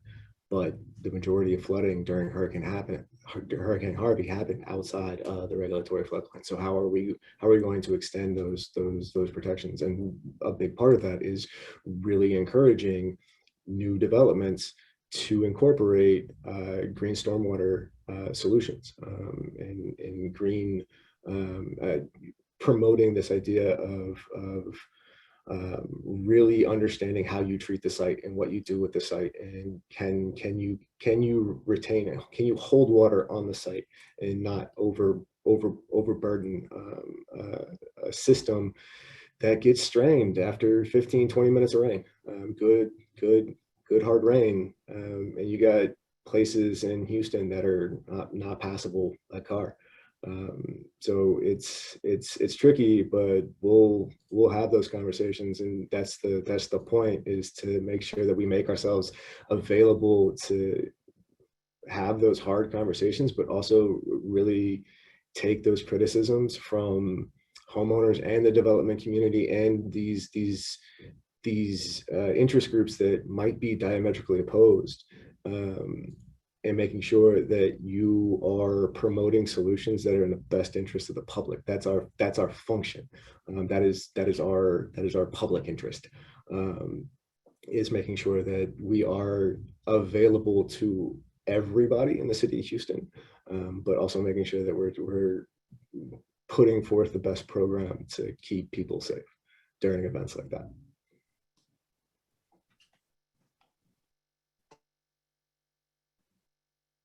Thank you. Drew, did you have anything? Yeah, I mean, I guess one thing I'll just say is I think that I think a lot of what we're circling around in this sort of part of the discussion is the lack of access that people have to the information that they need to be able to participate in this sort of, I'll use dialogue as sort of like an all-encompassing term, really. And I think that there are several things that happen that sort of cause that to be a thing. So one is, you know, Ahmad sort of said that people don't understand sort of necessarily all the time what the models are saying, or they're sick of studies. And there's certainly sort of a macro challenge around sort of this concept that people who have scientific knowledge or somehow by virtue of that are sort of in an elite and doing something wrong just because of that. And that's a challenge, right? Because we need folks with scientific knowledge to be able to help us handle these problems. That's the reality of it. I also think that there's sort of a macro factor around, there's this sort of idea right now that if we embed enough sensors in enough infrastructure, that somehow this sort of Skeletor will be in Snake Mountain and pulling a lot of levers and switches to solve the problems if we put enough sensors in. I think that is also sort of driving away from allowing people to engage with these problems. I don't think that ambient sensing technology or IoT is evil at all. I think there's a lot of investment and a lot of focus on it right now, and I think that can be sometimes challenging, because again, it sort of takes the people's ability to engage with something and puts it into sort of a centralized thing. So we're really big fans of sort of citizen science data collection efforts right now. We have a pilot going on in the South Cook suburbs, which is the South Chicago suburbs for everyone else who doesn't think of Chicago as the center of the universe. The idea here is that, you know, we've talked to folks at our stormwater utilities, and a lot of what they tell us is that they need more input than they have to be able to calibrate their models well. So we designed this pilot and made an app, like a pretty light footprint app for smartphones, that allows people to go out and take pictures of public right-of-way flooding. And then we store it on a database and we can geocode it and things like that. And so what we're learning is that when people do that, they really begin to engage with this narrative. They begin to say sort of, okay, well, you know, at first I really didn't think this was such a big problem. You know, I've never really had to turn my car around because of flooding in the street. And the more that they're like out there engaging with it, the more that they're like, wow, this is really an issue, and there needs to be a focus on it. So I think as we continue to put a lot of focus on ambient sensing technology and the ability to sort of centralized control the way that flows happen, we have to be balancing that to some degree with making sure that there's redundancies around that. That's a lot of what resiliency is about, is redundancies, right? So I think that there's like a sort of dual benefit. One is if we can have enough people out there monitoring problems and making sure that the measurements that they're taking, maybe not just with photographs, we'd like to look at rain gauges too, because frankly, the granularity of rain gauges is pretty sparse. I mean, the resolution is not very high in the national data sets. So if we could have a more granular, higher resolution rain gauge data set, because people are out there collecting that data, then not only would we have more data and we'd be able to help folks like Ahmad do modeling as the best way that it could possibly done, but we'd have a larger group of people that were engaging around these issues. And I think that adding that sort of volume to the narrative in terms of more people being able to access it and engage with it can only lead to better solutions. I just think that that's maybe a great way to move forward. And again, I won't say that, you know, I'm opposed to ambient sensing technology, but I think that there needs to be some sort of redundancy to that, and we're finding a lot of like momentum around that kind of work. All right, so technology is the cause of and solution to all of our problems.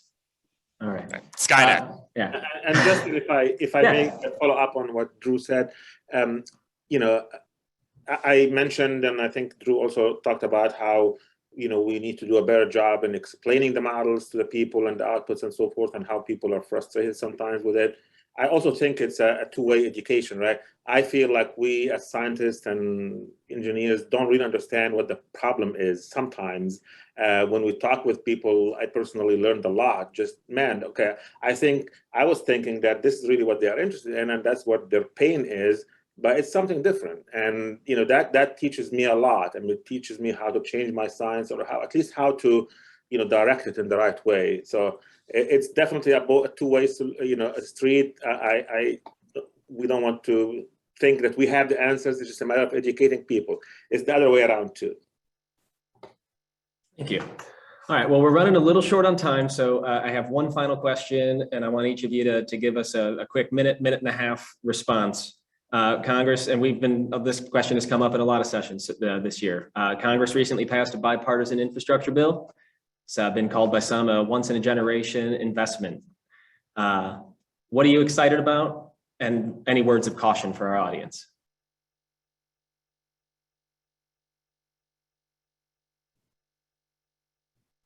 Don't all go at once. Drew, let's start with you because you're in the top. You're in the top left. You're in the top left. Okay, fair enough. Fair enough. Well, I mean, I think, you know, I'm going to keep beating this drum around one-stop shops because I think it's what needs to happen. I think there's a great model for this in the homeless services delivery world, and it's called coordinated entry. And the concept is, if you are a person who's experiencing homelessness and you are going to need a range of services, and you're going to pick one of those, and you're going to go to some office and you're going to try to get that service, but you qualify for all these different services. And the way it works now with HUD-funded homeless service delivery is that no matter where you enter the system, all other points in the system know who you are and what you need. And so automatically you are known to be qualified for all these other services. So we need to make it that simple for everyone to be able to make sure that their home can survive through the climate crisis. If we don't do that, then it's going to be very predictable who's not going to survive the climate crisis. Thank you. Megan?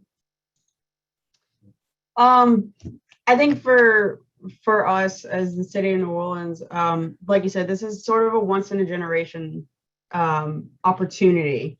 So I really see it as an opportunity for us to kind of do one of the things that Ryan mentioned, is to really break down those silos that we have. I don't think that's unique to any one local government. I think it's across the board. But this is such an opportunity to really break those barriers and be innovative. As engineers, that's not really our nature to be innovative. We like to find a thing that works and we stick to it. I know that I'm right because Drew is laughing hysterically. It's both our flaw and our strength. We find things that work and we stick to them, but in a climate that changes so rapidly, the built environment, the actual, climate change that we're experiencing, this is the best opportunity to be innovative that anyone, I think, could dream of. The options are limitless. I think the biggest caution is to not overpromise, but to really hone in and do something really well rather than trying to do a lot of things in a mediocre fashion. And that's really something I would say to everyone here, regardless of their affiliation or agency. Focus on doing one thing really well, and from there you can really build out. So don't overpromise that you're going to do 8 million things and then you do all of them mediocre and not get one of them really, really solidly right. Thank you. Ahmad? Well, I'm going to be brief for the sake of time, I guess. Again, I would remind myself always to, flooding and how water moves and how we expect solutions to work, are complicated, especially in our landscape. And, just remind myself to stay humble, to listen to how, the water moves and how we flood and what the science tells us, because, coming to the table with predetermined answers and, is really the worst thing that you can do. And I think if we can explain that to our communities, they will join us on this journey. Thank you. And Ryan, last word. So I'm very much encouraged. My boss, Mayor Turner, was at the signing of the bill, had nothing but praises to sing for it. Texas will get 35 billion with a B in funding, and I mentioned this in my presentation. We're focused on those choke points, and those choke points are the intersection of systems. Those systems, bridges, roads, bridges, railways. So money to invest in that infrastructure and making sure that those things are designed right is a great opportunity for us to stack funding. So while we're cutting channels with HMGP dollars, or we're using mitigation dollars for other efforts over here, and this is a really good opportunity to really stretch our money and really, like Megan said, focus on doing one thing really well. And the caution that I have is we, the city of Houston, we're not a direct recipient of a lot of this money. We are relying on our state partners to help us get the dollars that we need, and maintaining those relationships is really important to us, making sure that we have excellent working relationships with the Texas General Land Office or the Texas Department of Emergency Management. Those relationships are crucial to our success, and making sure that we can be good advocates for ourselves, because at the end of the day, they're going to decide how municipalities and how councils of government get access to these funds. So going back to what Megan was talking about, overpromising is not something that we can do, and we have to be able to stay within ourselves and really be the best advocates for the projects that we have with the money that we have, while also planning for the possibility of additional spending. But right now, we know what we have and we know what we can do with that. And we are very excited about what we can do down the road, but we got a job to do right now. And we have to focus on that. So I think that is my cautious optimism. Is I'm very excited that Texas is going to get a bunch of money, and my caution is how much of that is actually going to trickle down to the local level, to the municipalities. Selfishly, us here in Houston. So. Well, thank you all very, very much. This has been great. It's this session is always, it asks a bunch of hard questions, because it's, it's something that impacts our communities acutely and chronically. And so I hope your presentations and this discussion has helped shed a little light on our audience's own hard questions. So thank you once again for being with us, Ahmad, Megan, Drew, and Ryan. We have a poll that will begin momentarily. We want to hear from everyone, but participation is required if you're seeking continuing education credit.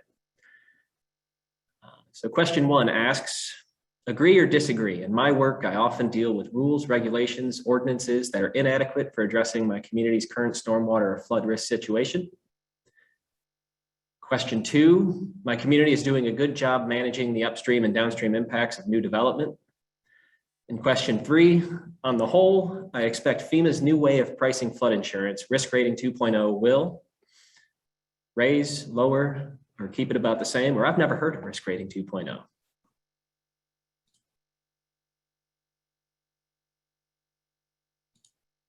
Give you a few more seconds to answer. And then the behind the scenes team will pop up the results so that I can see them.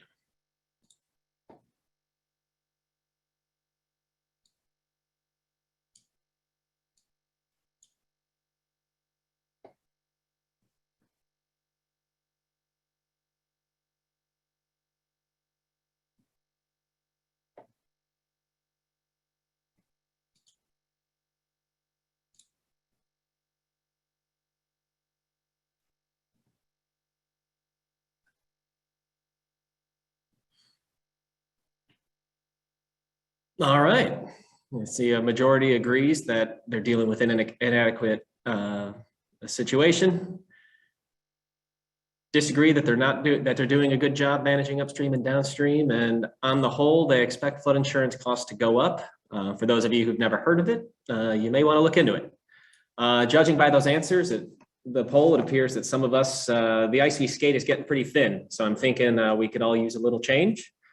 Now, whether I just put an unfortunate earworm in your head at the end of this session, or you're one of the lucky ones that have no idea what song I just referred to, in all seriousness, I hope the presentations and discussion And these questions have given you some food for thought and some insight into challenges you face in your work.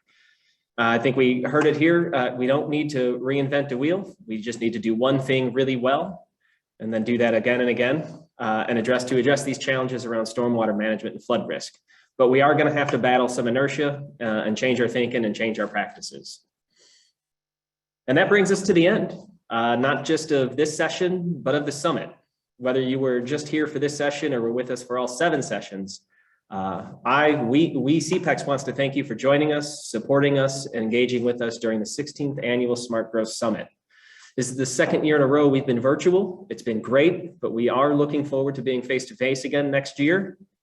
On behalf of the rest of us at CPEX, I want to acknowledge and give a big thanks, in particular to Macy Williams and the CPEX Summit team. They put on a wonderful summit. They made my life easier. They made all of our lives easier. Seriously, we can't thank you enough. It's been great. And we've discussed a little bit of something for everyone this year. We talked about building climate resilient communities. We talked about capturing opportunities in the build out of renewable energy. That's where you can hear about the cave people. We talked about updating and developing people-centered transportation policies, recognizing the role that planning plays in addressing community health challenges, creating thriving climate-friendly places, and just now we talked about changing our thinking on how we address flood risk. We also hope in all of these sessions, as you visit them or thought about them, that you found a thread that connects each of those sessions, as none of these challenges we face stands alone. They're all connected in various ways, which means that our strategies to address them, our answers to the questions, can and should complement one another. Remember, if you missed a session or want to revisit a session or want to share one with a colleague, they were all recorded and will be available soon on the CPEX YouTube channel. Once again, from all of us at CPEX, thank you. We'll see you next year.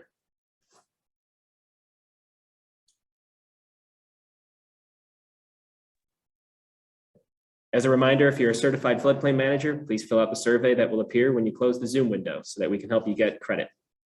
And don't worry if your questions weren't addressed in today's conversation. We'll post them in this session's Q&A forum. Finally, the summit is made possible by our sponsors and CPEX members. Contributions help keep this vital educational opportunity accessible to all. If you'd like to help support our important work, text CPEX to the number on the screen or scan the QR code now. Thanks again, everyone.